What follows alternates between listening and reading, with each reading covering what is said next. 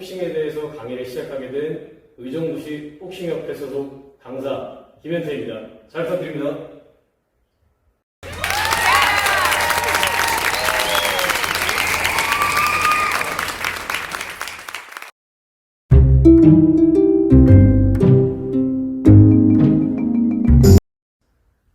이 강의는 지금 이미 운동을 하고 계시는 분들 중에서도 단순 취미로서만, 단순 건강 목적으로서만 운동을 하고 계시는 게 아니라 이제 앞으로 조금 더 깊게 복싱을 즐겨보고 싶으신 분들을 대상으로 강의가 진행될 예정입니다.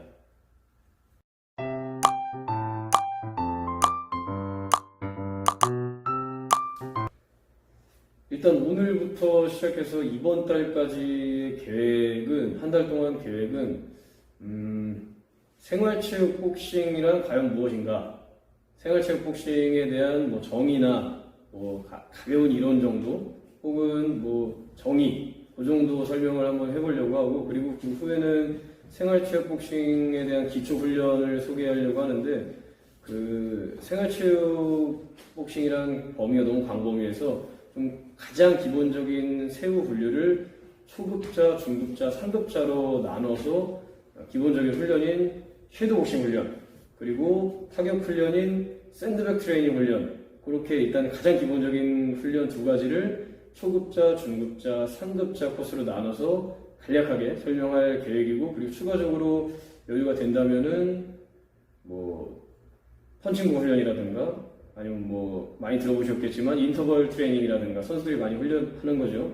그런 거를 이제 생활체육에 접목을 시켜서 수준을 조금 낮춰준 정도로 해서 어떤 식으로 훈련을 하는가에 대해서 계획을 했습니다. 이번 달까지.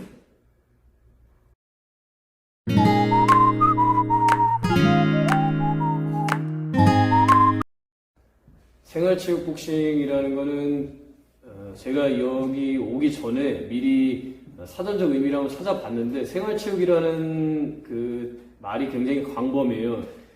개인이나 혹은 단체가 스스로 자발적으로 건강을 목적으로 하는 체육행위, 이게 이제 생활체육이라는 이제 의미인데 굉장히 너무나도 광범위하죠. 그래서 제가 이 강의에서 다루게 될 생활체육이라는 그 의미는 조금 더 세부적인 의미인데, 보통 일반적으로 입문자분들이 이제 체육관에 가서 뭐 잽 원투, 제자리에서 원투, 샌드백 원투, 이런 식으로 단순하게 치는 정도 코스의 그런 정도 이제 입문자분들에서 벗어나서 이제 내가 원하는 대로 움직이면서 주먹을 때리고, 내가 원하는 대로 원하는 전술대로 싸울 수 있는 정도의 수준에 있는 그 정도 수준에서 운동하시는 분들을 저는 생활체육이라고 지칭을 하려고 합니다.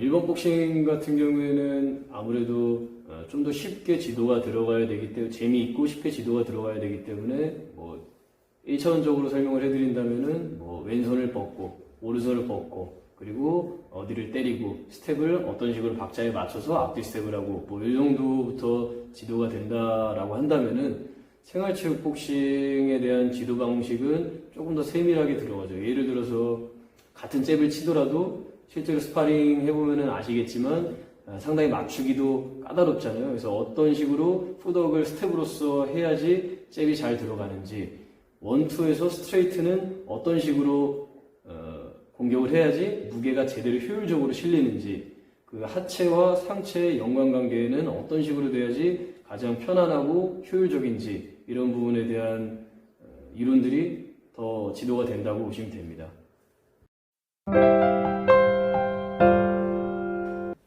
일단 우리 강의에 있어서의 마지막 목표는 생활체육 복싱 시합의 출전을 목표로 하고 이제 저희가 강의를 진행을 하는데, 생활체육 복싱 시합은 굉장히 다양합니다. 예전만 하더라도 복싱이라고 한다면은 선수들만의 고유물 같은 느낌이었고, 남자들만의, 젊은 사람들만의 운동이라는 생각이 많이 있었는데, 요즘만 하더라도 여성분들, 남녀노소 구분 없이 모두가 다 생활체육 복싱을 다 즐기면서 시합 출전도 다 같이 하는 분위기죠. 많이 활성화되어 있죠.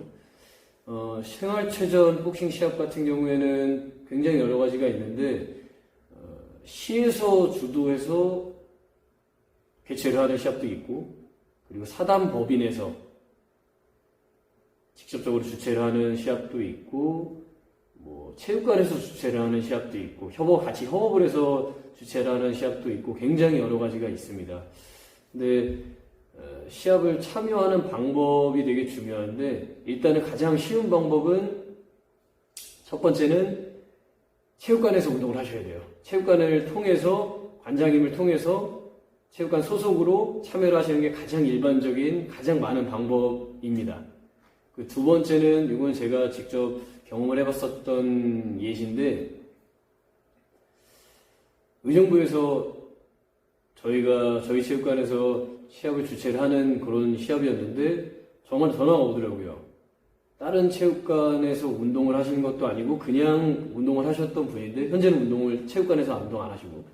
근데 그런 분이 자기가 저희 시합에 참여를 하고 싶은데 소속 체육관은 없고 참여를 할 수 있는 방법을 알고 싶다라고 하시더라고요. 이런 분들 같은 경우에는 제가 굳이 추천하지는 않습니다만 무소속으로 출전할 수도 있어요.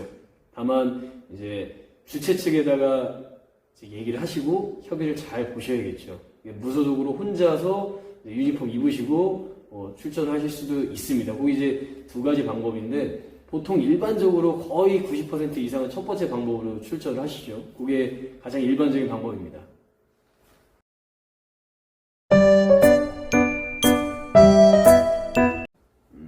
실제로 이런 두 번째 사례 같은 체육관 소속으로 운동은 안 하고 있는데, 생활체육 복싱 시합은 너무나도 출전을 하고 싶어서 출전 주최 측에다가 이제 상의를 하셔가지고 너무 나가고 싶다라고 조르시는 분들 같은 경우에는 사실 주최 측 재량이에요. 그거는 받아줄지 말지는 그건 좀 세밀한 상황인데, 저 같은 경우에는 실제로 그런 경우가 한 번 있어서 사실 그 운동하셨던 분의 옛날에 운동하셨던 그 체육관에 대한 예의도 아닐 것 같아서 사실 거절을 할까 생각을 하다가 너무 간절한 마음이 목소리를 느껴져가지고 출전을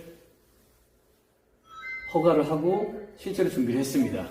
다만 결과부터 말씀드리면은 아까 제가 말씀드린 이유로 인해서 결과는 좋지가 않았죠.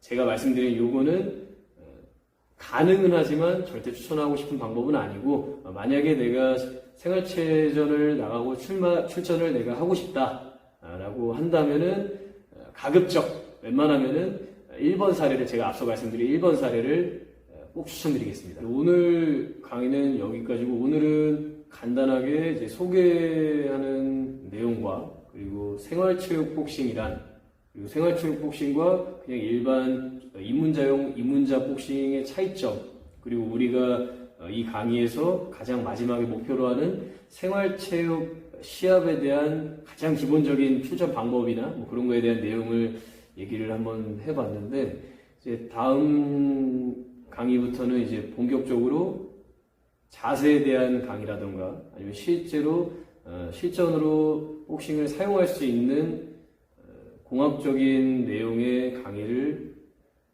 할 예정입니다. 네, 그리고 오늘은 여기까지 강의를 하고요. 다음 강의부터는 이제 본격적으로 아까 제가 말씀드린 계획 강의를 시작을 해보도록 하겠습니다. 감사합니다.